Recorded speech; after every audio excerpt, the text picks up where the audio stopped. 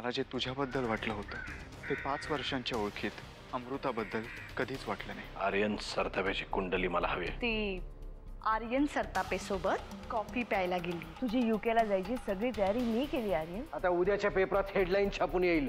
युगंधरा सरतापेचा मुलगा आणि नरसिंह किल्लेदारांची बायको यांची एक सदिच्छा भेट. अभिमानाने सांगायचे मी तुमच्याशी असलेलं माझं नातं, पण आता हेच मी माझं सगळ्यात मोठं दुर्दैव मानते की तुम्ही माझे वडील आहात. आत्याबाई, तुम्ही नका मनाला लावून घेऊ. तुम्हाला काय वाटतं? तुम्ही यांना अमृता आणि आर्यन बद्दल सांगितलं म्हणून हे चिडलेत. अहो, त्यांच्याबद्दल मी सुद्धा त्यांना आधीच सांगितलं होतं. नुसतं आर्यनचं नाव काढलं तरी चवताळल्यासारखं करतो. कसं बोलावं त्याच्याशी हेच कळत नाही. कधी कधी तर वाटतं त्या आर्यनला सांगावं, बाबा नको येऊस आमच्या घरी. त्याने काय होईल? अमृताच्या मनातून त्याचा विषय थोडीच जाणार आहे. बरं, पण तो तुला का भेटायला आला होता?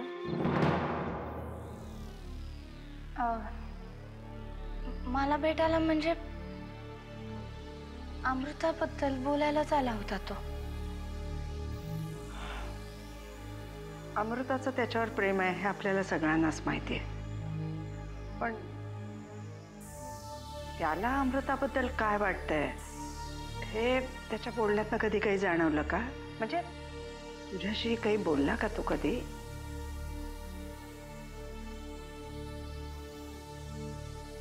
आत्याबाई,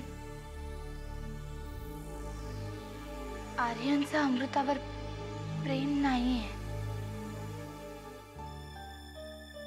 आतापर्यंत फक्त एक चांगली मैत्रीण म्हणूनच तो त्याच्याकडे पाहतोय. मला वाटलंच होतं हे असंच काहीतरी असणार, पण अमृताला आता कोण समजावणार? ती तर त्याच्या बाबतीत इतकी हळवी आहे की त्याच्याकडनं नुसतं नकार आला एवढं कळलं तर मला तर कल्पना सुद्धा नाही करवत आहे.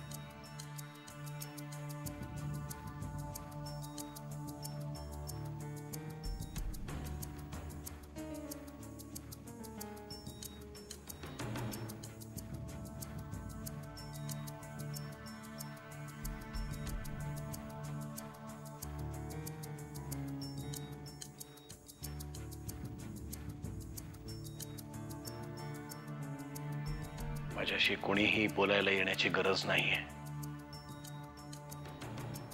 ज्याला या घरातून जायचंय त्यांनी जावं,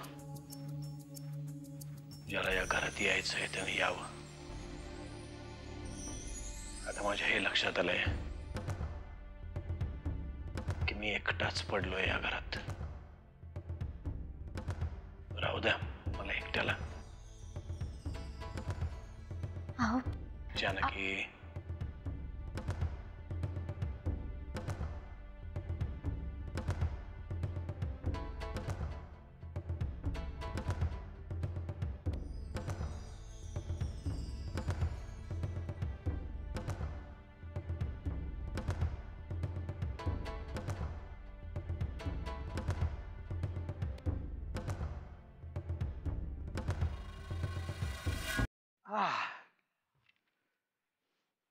हो, आईला आज कित्येक दिवसांनी अभिमान वाटावा असं वागलीस ना तू. जानकी बरोबर देवळात गेली होतीस ना? मी तुला या आधीही म्हणालोय, जानकी बरोबर राहत जा ग. चांगल्या गोष्टींमुळे आपल्यातही काही चांगले बदल घडत असतात.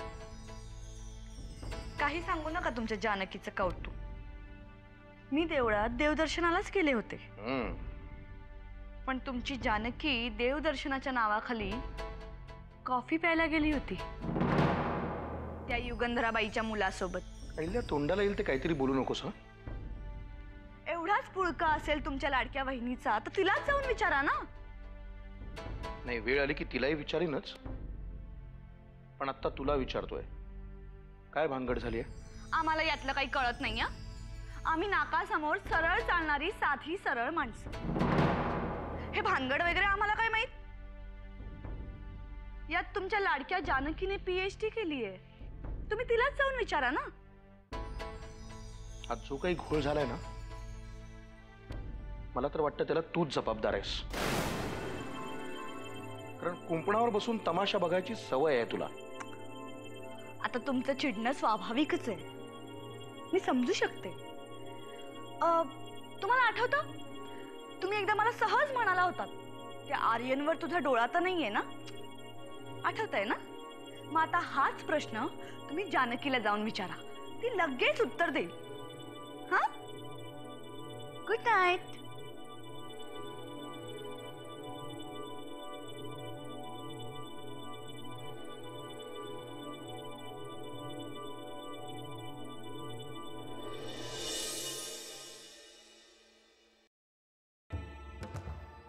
काय रे दादा, एकदम अर्जंट बोलावून घेतलं, काय झालं? परशू, तुझे सासरे नक्की कुठे गेलेत? कुठे गेले म्हणजे? तीर्थयात्रेला गेले का? काय झालं? नाही, मुराजकरांना खात्री करून घ्यायची होती. त्यांना असं वाटत होतं की ते बेपत्ता आहेत. अहो, काय झालं काय मोराजकर साहेब तुम्हाला? हा, काय पण संशय घेतोय का? त्या म्हाताऱ्याच्या मागे लागलाय? चला परशू शेठ, आता तुम्हीच सांगा मला, तुमचे सासरे बुवा तीर्थयात्रेला नक्की कुठे गेले? कुठं म्हणजे काशीला गेले. गंगा नदीमध्ये स्नान करतो म्हणले. आणि परवा फोन केला होता त्यांनी मला. दादा होय, अर्धा तास बोलत होते. मला म्हणले काशी विश्वेश्वराचं दर्शन घेतलं, मन पवित्र झालं, समाधान मिळालं म्हणले. दादा नाही, आम्हालाही बरं वाटलं. त्यांचा फोन आला होता हे ऐकून खूप बरं वाटलं मला. बरं, कुठल्या फोनवर फोन आला होता त्यांचा? काय काय दादा, हे काय यांची चौकशी चालली आहे? हा, एखाद्या गुन्हेगाराला प्रश्न विचारतात तसे विचारतात हे आता. परशू, इतका साधा प्रश्न विचारलाय त्यांनी, उत्तर देऊन टाक. मी त्यांना वचन दिलंय मी त्यांच्या चौकशीच्या आड येणार नाही म्हणून. कुठल्या फोनवर फोन आला होता त्यांचा? मोबाईलवर आला होता. मला देता का जरा तुमचा फोन? आता आणि माझा मोबाईल कशाला दादा? अरे हे काय चाललंय दादा? तुम्ही कुठल्या तरी चोराला सोडून या संन्याशाला काय त्याची उलट तपासणी घेत आहे? हे बघा परशू शेठ, मी काही उलट तपासणी घेत नाहीये तुमची. मी फक्त फोन मागितलाय तुमचा. परशू, फोन दे त्यांना. हा हा हा, आता आठवलं, आता आठवलं मला. मोबाईलवर नव्हताच आला फोन. मोबाईलवर नव्हता आला, घरच्या लँडलाईनवर आला होता.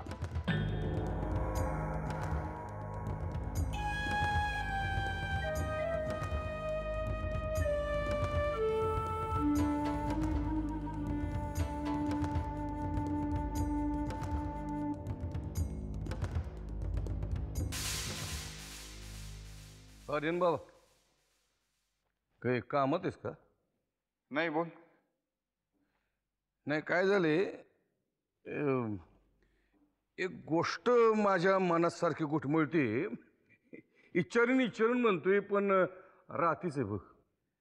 जना काका, तुला जे काय विचारायचं ते विचार ना, बिंदास विचार.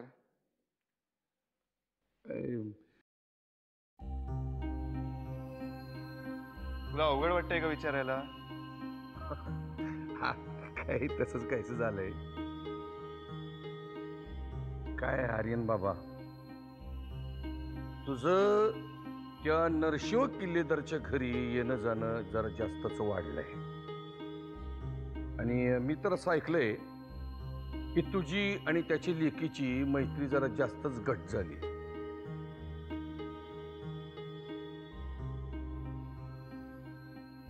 जना काका, तुला जे काय विचारायचं ते बिंदास सरळ सरळ विचार ना, असं फिरून फिरून का विचारतोयस?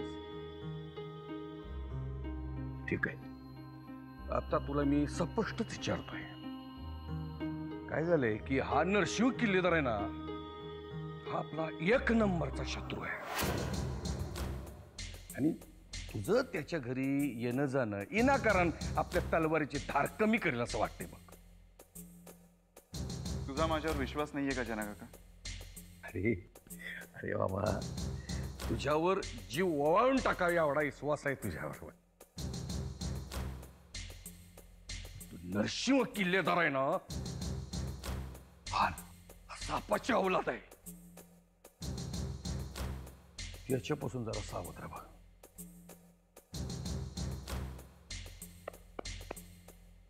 रिलॅक्स रिलॅक्स जना काका.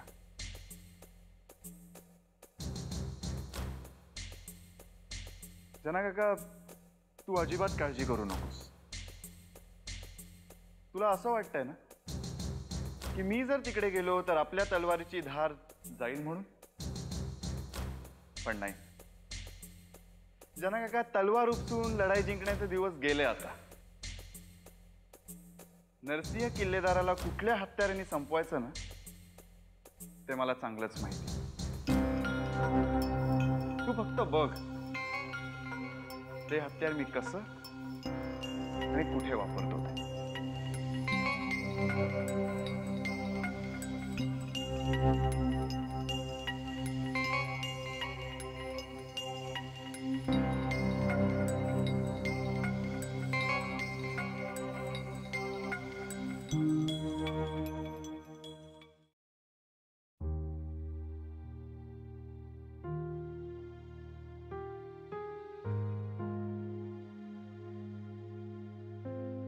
अमृता,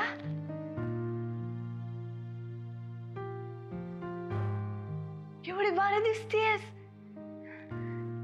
रोज अशीच राहत जा.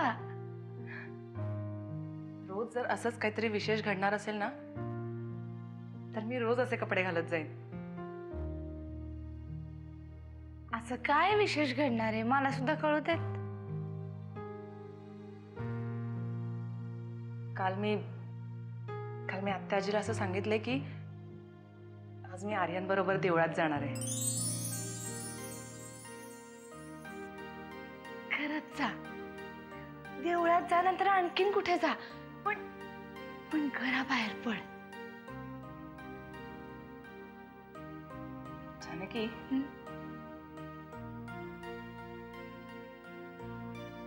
तू म्हणतेस ना तेच बरोबर आहे ग. म्हणजे माझ्या मनात आर्यन बद्दल काय आहे हे त्याला सांगायलाच हवं. आणि आज मी ते सांगणारच. मग जे काय व्हायचं ते होऊ दे.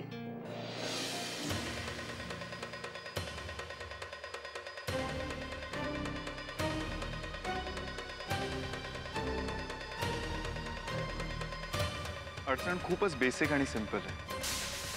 माझं अमृतावर प्रेम नाहीये.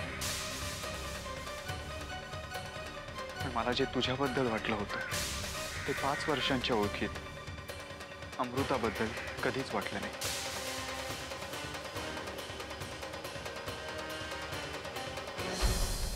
हां, बरोबर आहे तुमचं.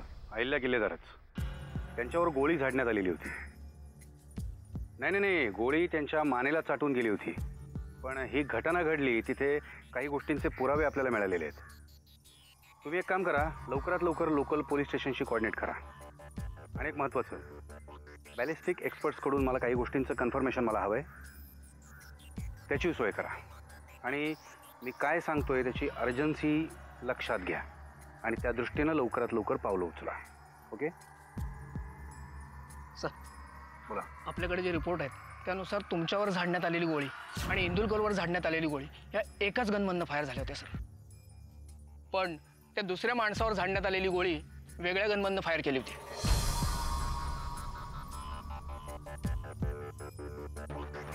ठीक आहे, या तुम्ही. ओके.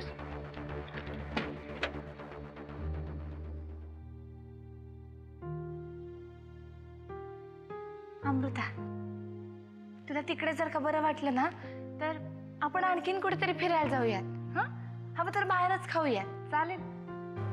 बघूया ग. मी आत्ताच काही सांगत नाही तुला. खरं तर ना अगं, मी बाहेर पडल्यावर कशी रिॲक्ट होईन मला नाही माहित. कशाला काळजी करतेस? आम्ही आहोत ना. खूप मजा करू आपण. तू आणि आर्यन आहात म्हणून मी तयार तरी झाले, नाहीतर माझी खरंच हिंमत झाली नसती घराबाहेर पडायची.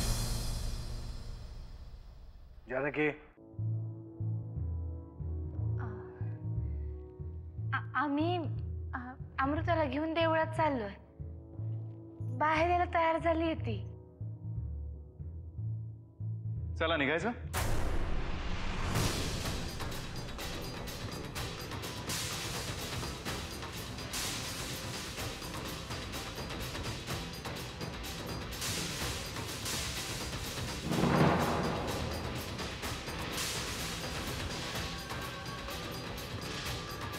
गुड मॉर्निंग काका.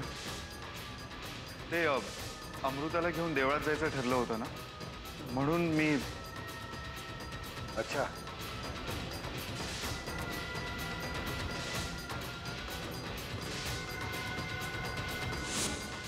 म्हणजे मगाशी तुझे म्हणालीस आम्ही हिला देवळात घेऊन जातो, त्यातला एक हा होता तर.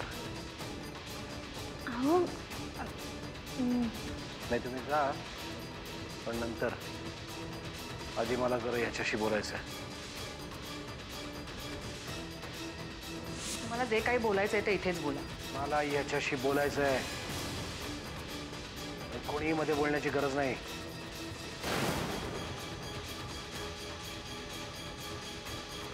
जानकी, आत पाठवायला.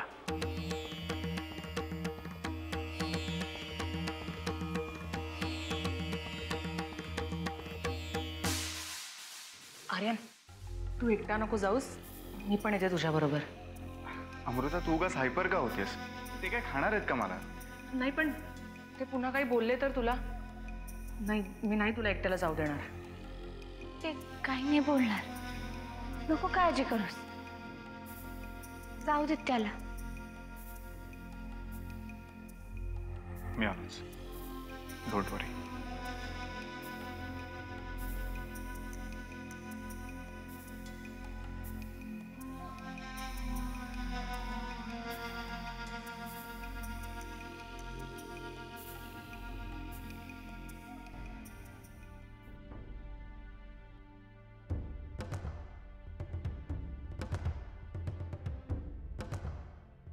बोला काका, काय बोलायचं होतं माझ्याशी? पहिली गोष्ट म्हणजे मला हे काका वगैरे म्हणू नकोस. सरळ नरसिंह किल्लेदार अशी हाक मार, तेच चांगलं आहे तुझ्यासाठी. मला व्यवस्थित आठवतंय काका, लहानपणी मी बाबांबरोबर इथे यायचो तेव्हा खूप आनंदाने तुम्ही मला खांद्यावर उचलून घ्यायचात. तेव्हा तर मी तुम्हाला ए काका अशी हाक मारायचो. साहजिकच आहे, आता मला तो हक्क राहिला नाहीये. पण कसं असतं ना काका, कुठलाही माणूस त्याच्या आयुष्यातल्या चांगल्या आठवणी विसरूच शकत नाही ना. तुला काय हवंय? रोज रोज काय येतोयस तू इथे? तुम्हाला असं सारखं का वाटतंय की मला काहीतरी हवंय म्हणूनच मी इथे येतोय?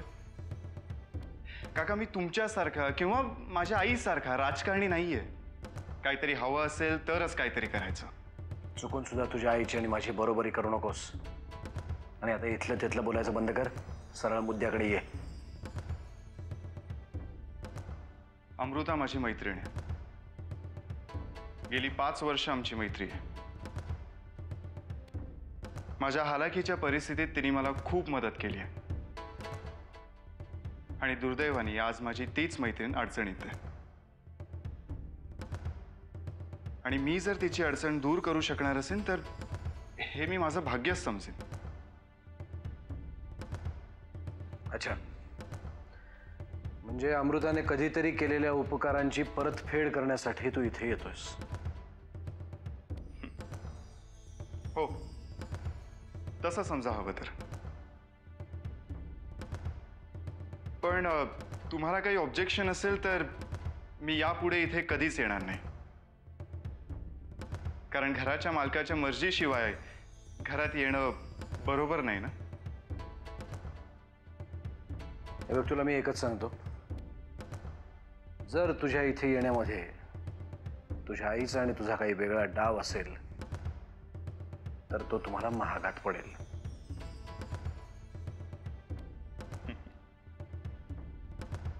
निघू मी काका? देवळात जायला उशीर होतोय ना. तुमचं बोलून झालं नसेल तर आपण परत भेटू ना हवं तर. निघतो.